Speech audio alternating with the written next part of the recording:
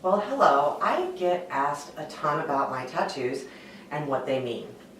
So I thought I would go through these and go through each tattoo and also why I put them where I do. Mostly I do have them in spots where I can hide them if I choose to, or also that won't make a big impact as I get older on my skin.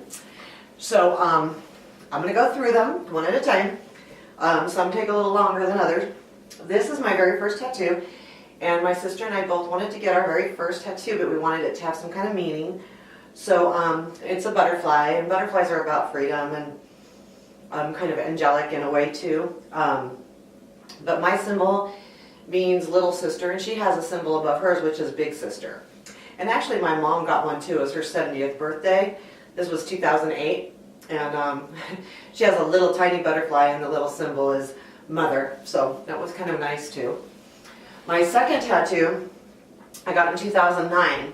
Now mind you, I married during this time, and my ex did not like tattoos. But I got this tattoo when I was actually out visiting my sister here. I was still living in Sacramento, but I was here visiting. And it's a family tattoo. And this one would stand for, this big star would be me, my son, my daughter, and my granddaughter, and this would have stood for my ex-husband. And so when I got home, I didn't tell him I was going to do it. So when I got home, he was not really happy about it at all. He was very angry about it, actually. And he was super angry that his star was off to the left, but realistically, there was no other reason I did that than just the way it looks. So, oh my gosh, it was such a nightmare coming home with that tattoo. And so I didn't get any more tattoos, and that was 2009, summer of. And then in 2014 we got separated. Beginning of 2015 our divorce was final. And March of 2015 was my birthday month. So I decided I was going to get a tattoo. I was going to get my purple rose.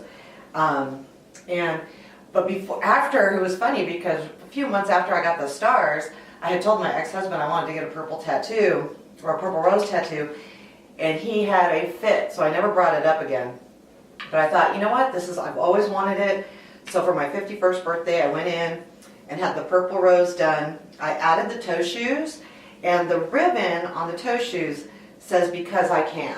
And when people ask, I kind of call it my FU to my ex-husband tattoo, because he really didn't want me to get it, and I could because I can. So that was kind of that tattoo.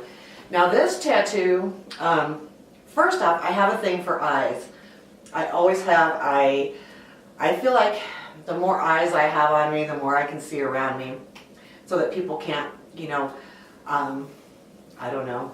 I have trust issues. So I like eyes, and I do have enough eyes around me now, and I'll explain that too. But this one I got really attracted to because it was in the heart, and it was crying. And I would say the last 12 years of my marriage, probably at least, I did not cry at all. Maybe a little bit to a sad movie or something, but never an emotional cry. I never let my feelings out. I was that guarded. So this kind of was a reminder that I could cry now, and I could cry again, finally, to let the emotions out. So that's what this was about. So that's that eye. And I'll explain the eyes. Then my next tattoo, so that was 4.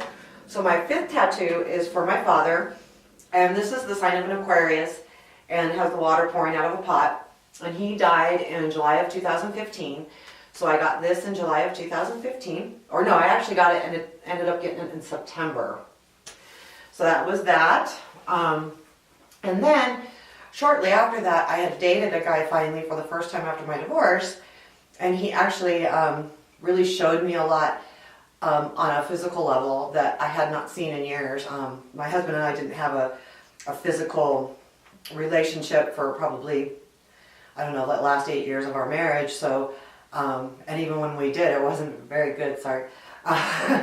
So when this man came into my life, it opened up a whole new world for me, and it was like being reborn again.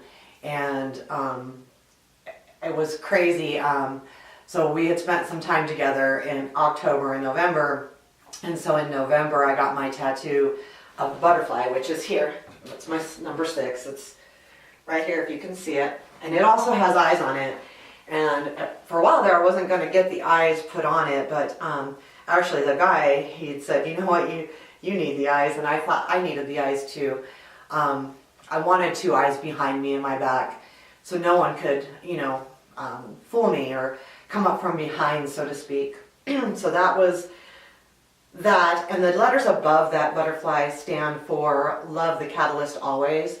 And the catalyst could be him, the man that made me feel reborn, or it could be me allowing myself to be reborn. So it kind of sets the tone. It could be anything, but it was being being set free.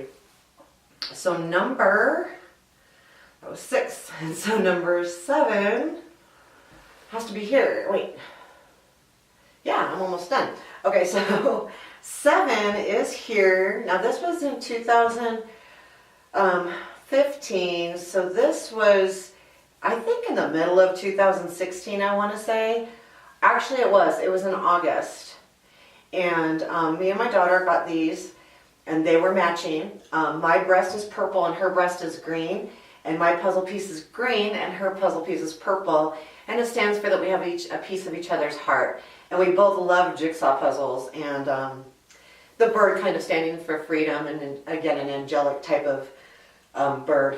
So that's that one. Then my Bronco tattoo.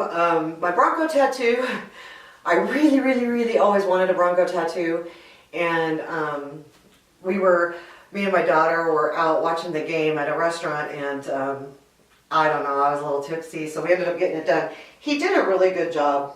And I will say, on my tattoos, I've allowed the art, I've given them the idea, the basic idea, but every single one of them, the artist has put their own touch into it.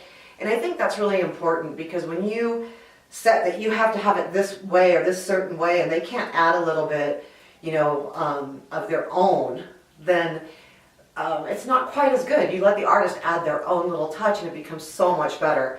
Each one of mine is my idea, the overall idea, but the artist did their own. And that was the Bronco and the stuff around it, because I told him I didn't want just a Bronco head. So it kind of looks like it's breaking out a little bit there.